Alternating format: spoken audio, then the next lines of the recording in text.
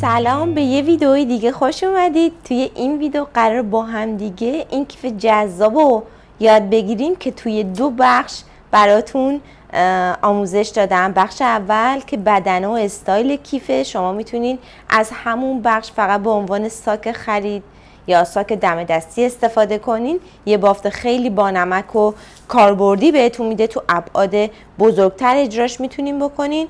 و بخش دوم نحوه اتصال این سنگ ها، این مروارید هاست که کار رو یک کار مجلسی و شیک از آب در میاره. به نظرم یک گزینه خیلی خوبه که تو کمدتون داشته باشین برای مهمونیا. خیلی میتونه چشمگیر و جذاب باشه. رنگ مشکیش هم به نظرم خیلی میتونه جالب و شکیل باشه. حالا شما ببینم کدوم رنگ رو دوست دارید، اینجا تو کامنت واسه من حتما بنویسید. بریم که در ادامه ویدیو رو ببینیم. برای این کیف من از نخ مکرومه 2 سوزنه دارم استفاده میکنم. جنس کار کتان هست و نخی که هم رنگش باشه و نازکتر که از این مرواریدها رد بشه هم کنار دستم دارم. مقداری هم مروارید که در نهایت بهتون تعداد گرمش رو هم اینجا می نویسم تا شما بدونین چه میزان مصرف شده. این مرواریدها تو اشکال مختلف، توی مدل های مختلف و رنگ بندی های مختلف تو بازار وجود داره که میتونین تهیه کنین. سایز مرواریدی که من دارم استفاده میکنم ببینین حدود 1 سانت و نیمه و ابعادی که قراره کار اجرا بشه متناسب با این سایز هست. به جای نخ مکرومه شما میتونید از نخهای کتان یا هر نخ سفید دیگه که پشمی نباشه هم استفاده کنین و فقط کافیه که یک بافت منسجم و یک دستی بهتون بده. از قلاب شماره 2.5 دارم استفاده میکنم. گره اول رو میبافم و 71 عدد زنجیره میبافم. ببینین 71 عدد زنجیره. دستم رو ثابت دارم، زنجیرها رو خیلی سفت نمیبافم، خیلی هم شلو درشت نمیبافم. یک اندازه متعادل 71 عدد زنجیره اجرا کنین. 1 2 3 3 تا حلقه روی قلاب. 1 2 3 4 5 6 7 8. روی دونه 8م به پشت، روی حلقه پشت این دونه 8 نخ میگیرم و پایه 4 مرحله‌ای رو میبافم به این شکل. 1 2 زنجیره، 1 2 3، 1 2 روی سومین و مجدد پایه رو میبافم.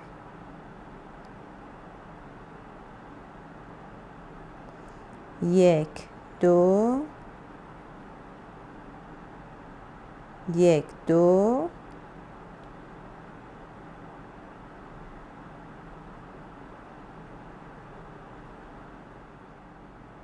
به دونه آخر رسیدیم از رج. روی دونه آخر هم ببافین. بچه فقط دقت کنین که بافتتون پیچ نخوره موقع اجرا کردن. خب 1 دوباره 1 2 یکی دیگه همون قسمت همون دونه من میبافم. 1 خب 1 بار دیگه، یعنی من توی دونه آخر 3 تا پایه دارم.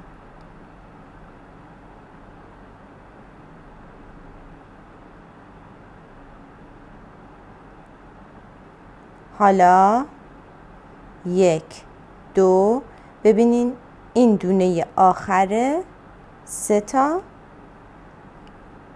و الان باید روی این قسمت ببافم. چنین چیزی میشه این گوشه.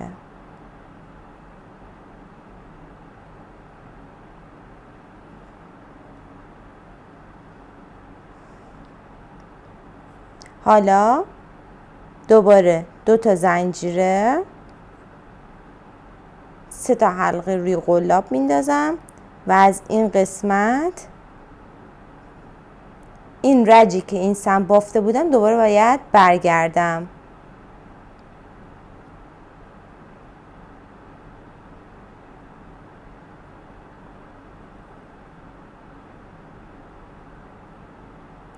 یک، دو،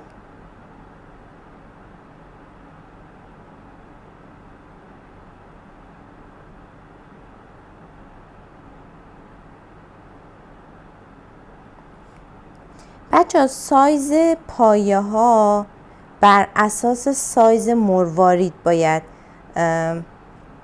تخمین زده بشه. اگه مرواریداتون کوچیک‌تره ابعاد قد این پایه باید کوچیک‌تر باشه. ببینین من بر اساس مرواریدم اومدم قد پایه رو در نظر گرفتم که وقتی مروارید توش قرار میگیره راحت نشون بده. اگه قد مرواریدتون کوچیک‌تره پایه‌تون باید کوچیک‌تر باشه. به این قسمت توجه کنین، بعد قد پایه‌تون رو در نظر بگیرین. حالا دونه آخر رو هم میبافم و توی آخرین فضایی که بود ببینین این قسمت هم 3 تا شدن. الان این سمت هم 3 تا بود، پس الان باید رج ابتدا انتهای کار رو با هم وصل کنیم. 2 تا زنجیره میبافم، 1 2 فاصله میدم، روی دونه سوم با شلال وصل میکنم. خب اینم از این. حالا 1 2 3 4 5 6 7 زنجیره مجدد روی این پایه ها. ببینید از این قسمت نمیگیرم، از قسمت پایینیش ببینید از این قسمت پایه رو میبافم. سعی کنید منسجم باشه.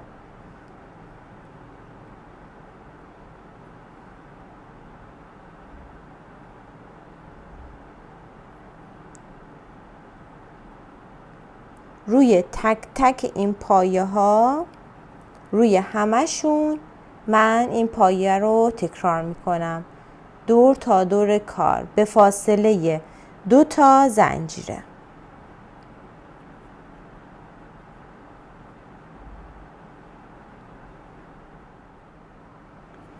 این قسمت زنجیره‌ای میشه کف کار و دور تا دورش هم ببینین فقط 2 تا زنجیره و پایه رو پایه بافته بشه بدنه کار تشکیل میشه.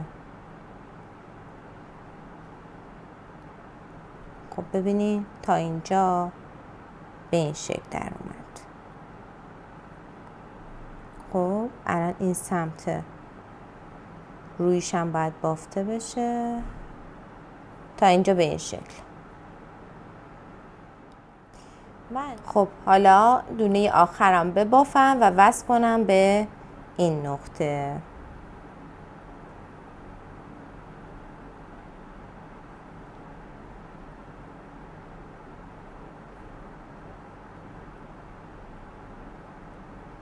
با 2 تا دونه روی سومین زنجیره از انتها.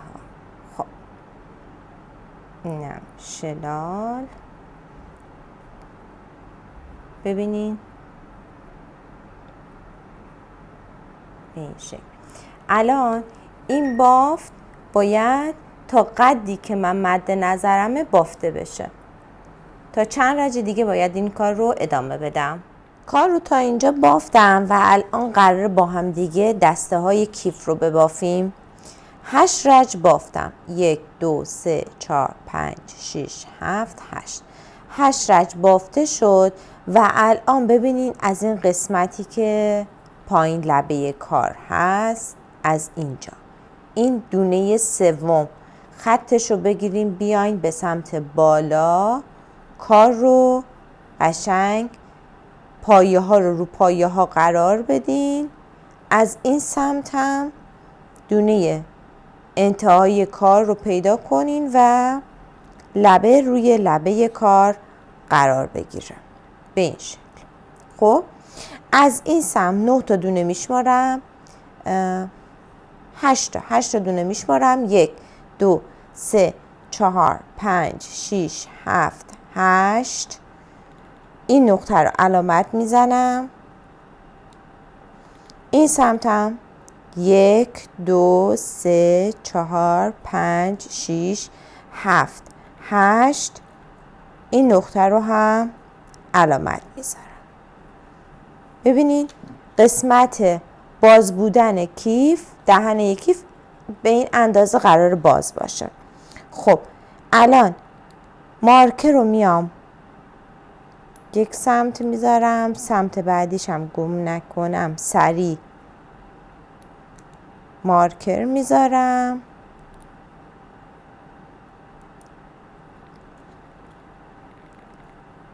که این دونه مشخص بشه. حالا باید نخو بیاریم این قسمت و شروع کنیم به بافتن این نقطه تا این نقطه. از این سم تا این سم به اندازه‌ای که دسته کیف بافته بشه رج‌های رفت و برگشتی میبافیم به شکلی که همزمان کار کوچیک هم بشه. ببینین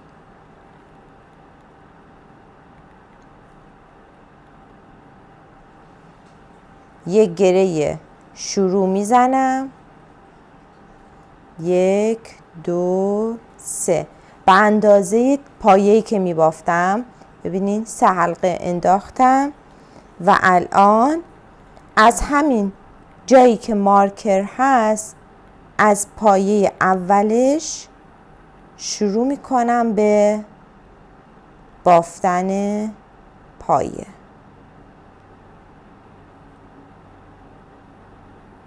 به همین شکل.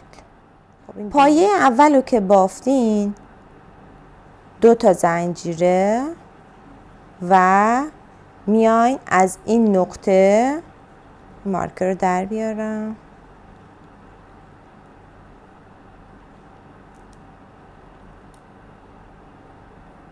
از همین نقطه دوباره پایه میبافم به این نقطه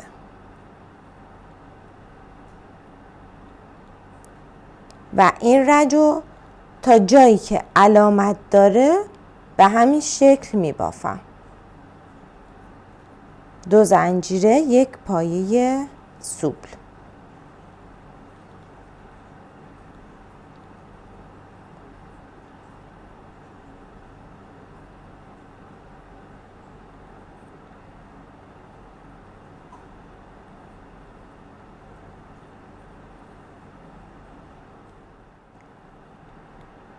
خب مارکر دونه آخر رو هم بر می دارم و پایه آخری رو هم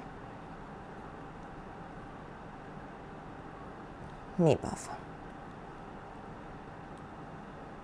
خب برای رج بعد فقط 5 تا زنجیره می زنم. این 5 و روی این دونه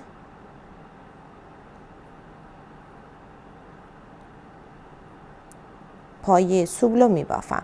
ببینید برخلاف کیفمون که دایره وار بافته میشد، این قسمت رو شما باید به صورت رج‌های رفت و برگشت ببافین. الان باید کار برگشت بخوره و ادامه بافت بافته بشه. بعد از اینکه این قسمت رو بافتیم مجدد دوباره 2 تا زنجیره و پایه سوبل رو میبافیم.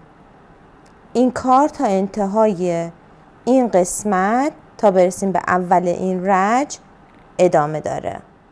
قبل از اینکه 2 تا دونه آخر از رج رو هم ببافم میام دونه اول رو نیمه میبافم. نیمه یعنی این که مرحله آخرش رو نمیبافم. این مرحله آخر رو نگه میداریم. ببینید مرحله آخر رو نگه داشتم. دوباره پایه رو میبافم و از شروع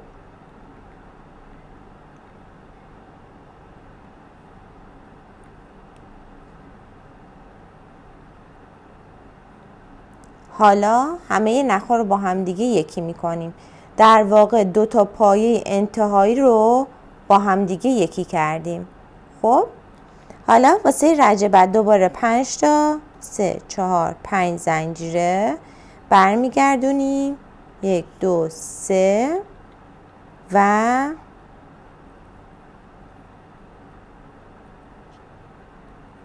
به این شکل همینو ادامه بدیم. یواش یواش تعداد خونه ها کمتر میشه و دسته هم باریک تر میشه. 2 تا زنجیره. ببینین قد پایه بازم تاکید میکنم باید متناسب با سایز مرواریدتون باشه. خب این رج رو هم برسونم به این نقطه تا اینجا ببافم، بقیه رو نشون بدم. انتهای این قسمت رو نگاه کنین، حالت مثلثی داره. این پس یک دونه حساب میشه. دونه قبلی و اون دونه مثلثی باید با هم دیگه بافته بشه. 2 تا زنجیره آخر رو میبافم، پایه رو هم میبافم، مرحله آخرش رو نگه میدارم. این مرحله آخر رو نگه میدارم. دوباره 2 3 و از روی همین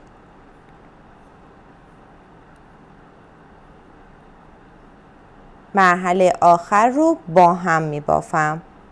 حالا دوباره 1 2 3 4 5 برمیگردیم و 1 2 3 روی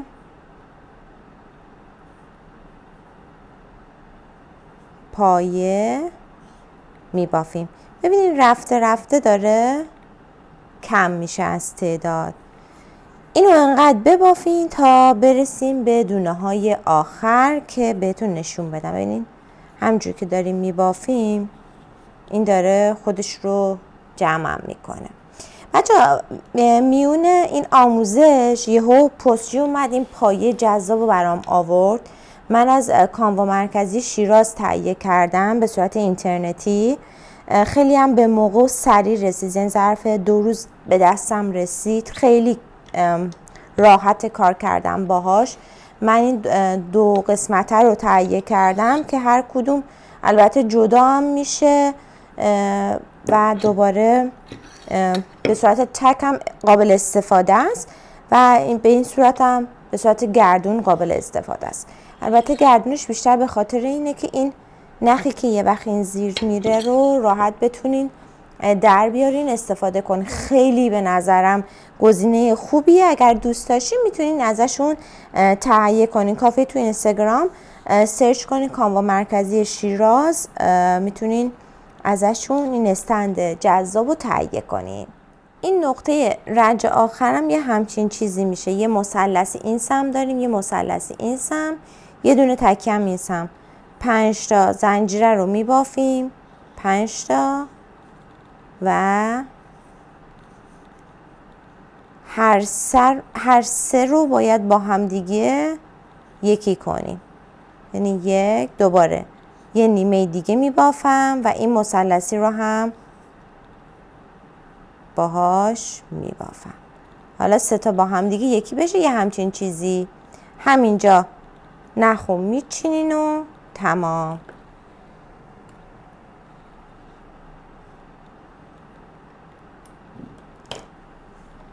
خب ببینید تا اینجا این قسمت دسته کیف آماده شد.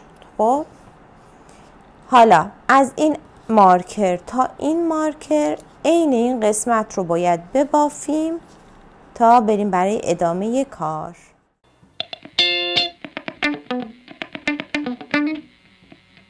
بعد از اینکه دو سمت کار رو آماده کردیم، حالا این قسمت رو بست نهایی رو میزنیم. بست یعنی همون تگ زنجیره‌ای که آخر کار میبافیم. بعد از اینکه زدین اینو میچینیم. خب این دو سمت رو به هم دیگه گره میزنیم. دیگه میخوام خیلی ساده ترین حالت ممکن باشه. گره میزنیم. بعد این نخ‌ها رو ما بین باف پنهون میکنیم و البته زمانی که داریم مرواریدا رو به کار اضافه میکنیم این قسمت هم یه دوختی میخوره، یه دوخت کوک مانندی میخوره که دقیقاً کار فیت بشه. گره رو ببینیم به شکلی بزنیم که دو سمت کیف تو یک جهت باشه. یه گره دومم میزنم که کار سفت‌تر باشه و عالی. بچه ببینید اینو اگه سایز بزرگتر ببافین، یعنی قسمت زنجیرهای پایین رو بیشتر در نظر بگیرین، میتونه اصلا یک کیف بزرگتر باشه، قد رج‌ها بیشتر باشه، ولی اصول دسته یک کیف همینه. این خودش اصلا به تنهایی میتونه یک کیف جداگونه باشه.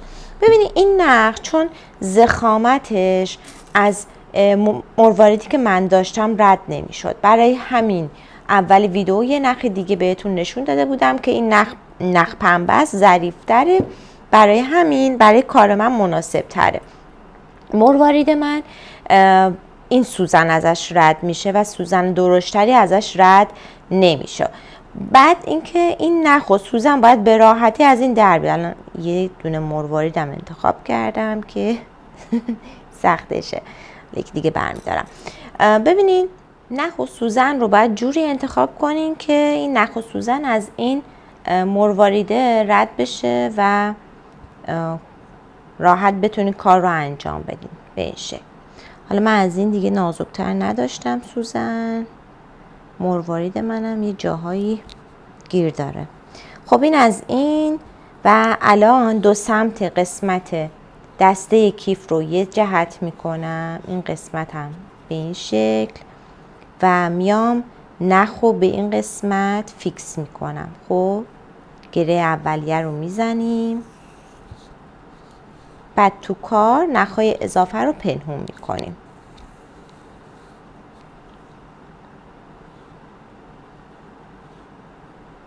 تمیزکاری این قسمت ها دیگه میشه واسه انتهای کار. خب این از این.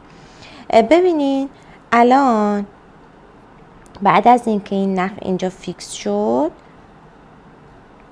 شما باید مرواریدا رو دونه دونه اضافه کنین. خب نگاه کنین، از این قسمت من سوزن رو میارم بیرون، مروارید رو میگیرم،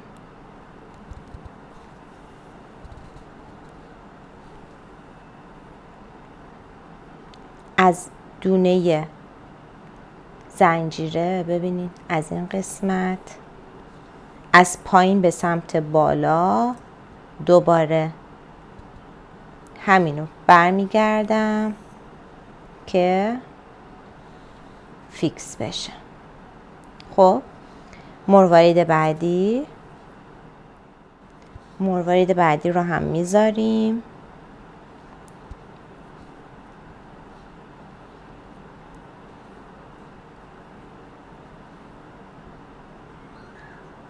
ببینید به این شکل. خب دوباره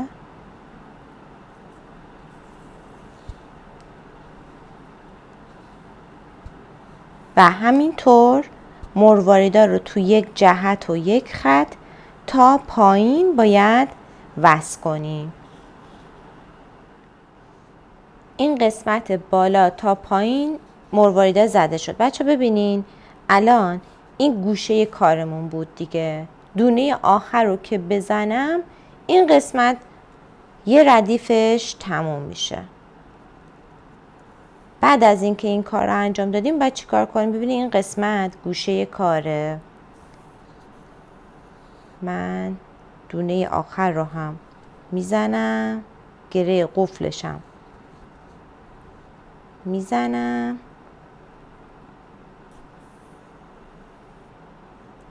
خب الان ببینین یه سمتش زده شد. حالا این سمت کار، حالا کار رو برمیگردونم.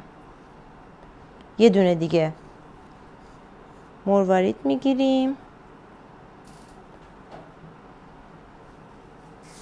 همین مسیر رو برمیگردیم.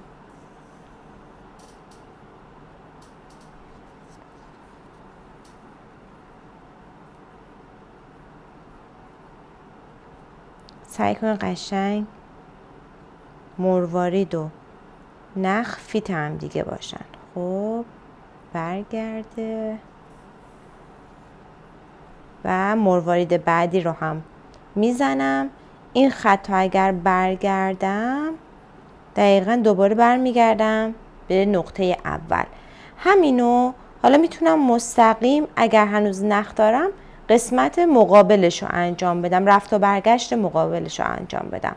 خب بعد دونه بعدی هم همین، از این سمت کنار برین برگردین، دوباره برین برگردین. همین باعث میشه که کارتون یه دست خوشگل بشه. بعد تکمیل که شد فقط کافی با دست اینا مهرهاشو مرتب کنین. من این کار رو اجرا کنم بهتون نشون بدم که اگر یه وقت نخ تموم شد باید چی کار کنیم. به این مقدار نخ که رسیدیم بهتره که دیگه نخ بریده بشه، نخ جدید بیاد. میایم برای این کار سوزن رو از باف رد میکنیم. این نخ فکر کنم یه ذره ضخیمه براش. خب بعد همینو یه پله فاصله میندازیم و دوباره ما بین بقیه بافتا اینو میبریم. چند بار ببریم بیاریم نخ تو کار قفل میشه. میتونین از پشت از داخل کیف یه گره بزنین و تمام. سوزنم داره اذیت میکنه. خب این از این. الان از سمت پشت کیف گره میزنم.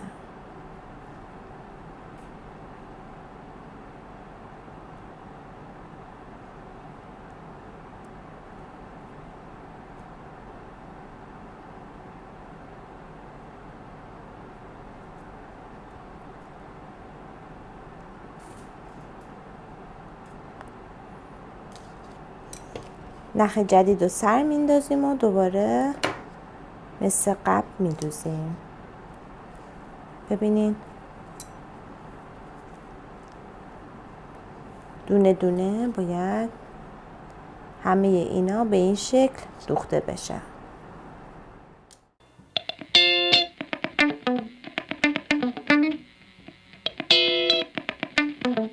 بعد از اینکه کار اجرا شد ببینیم به همین شکل پر میشه، کار خودشو باز میکنه و به این حالت قشنگ تمام تک تک مرواریدا رو بهش وصل کردم. شمردم 544 تا مروارید باید بهش میدوختم و وصل میکردم. یه کاری که به نظر من دوختش هم سریع بود، بافتش هم سریع بود. یعنی توی یک روز شما میتونین یکی دو تا از این کیفا قشنگ اجرا کنین. یه کار خیلی سریع و تند و تیزی ولی به شدت لوکس و مجلسیه. من حالا اندازه ها رو هم براتون مجدد بعد از اینکه مرواریدا وصل شد بهتون بگم که اندازه ها دقیقاً چقدره. ببینین 23 سانت کف کاره، حدود 15 سانت قد بدنه اصلی کاره و 17 سانت قسمت دسته کیفه و کل کیف حدود قد 30 میشه. یا اگه به این شکل بخوام اندازه بگیرم حدود 27 سانت قد کیف میشه. خب یه کیف خیلی نقل و جمع و جوره که تمام آیتمایی که توی یک مهمونی احتیاج دارین توش جا میشه. قشنگ گوشی توش جا میشه، سویچ و کلید یا هر آیتم دیگه ای که نیاز داشته باشین به راحتی توش جا میشه. فضای نسبتا بزرگی هم داره. شما میتونین حالا بهش آستر بدین یا میتونین همینجوری بدون آستر هم ازش استفاده کنین. یه کار خیلی شیک و لوکس و مجلسی شده. امیدوارم که از دیدن این ویدیو خوشتون اومده باشه. اگه دوست دارین مدل‌های دیگه از کیف رو ببافین حتما به پلیلیست کیف رافیا مراجعه کنین. آیتم‌های مختلفی هستش، بافتای مختلفی هست، با هر نرخ دیگه هم میتونید اجراش کنین. منتظر خوندن نظراتتون هستم تا ویدیوهای بعدی و آموزش بعدی. خدا نگهدار.